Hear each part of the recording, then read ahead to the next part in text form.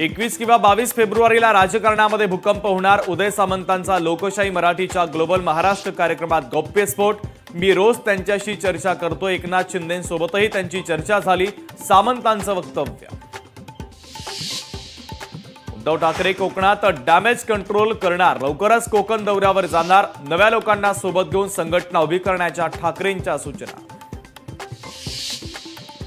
सिंधुदुर्गात शिवसेना उद्धव बाळासाहेब ठाकरे पक्षाला मोठा धक्का. जिल्हा प्रमुख संजय पडतेंचा राजीनामा. देशमुख आणि मुंडे कुटुंबाच्या अश्रूवर हे सरकार उभं आहे. देवेंद्र फडणवीस यांच्याकडून जास्त अपेक्षा होत्या. समाज नैतिकता दाखवतोय. शरदचंद्र पवार पक्षाच्या नेत्या खासदार सुप्रिया सुळेंचा हल्लाबोल. संतोष देशमुख प्रकरणातील वादग्रस्त अधिकाऱ्यांची एसआयटी चौकशी करा. भाजप आमदार सुरेश धस यांची पोलीस महासंचालकांकडे मागणी. सुरेश धस यांनी घेतली रश्मी शुक्लांची भेट.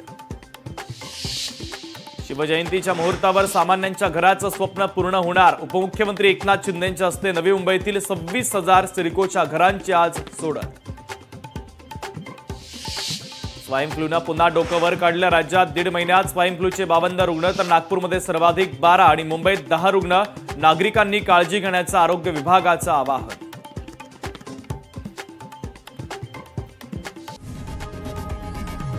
लोकशाही मराठी ऐका, पहा, जागरूक रहा.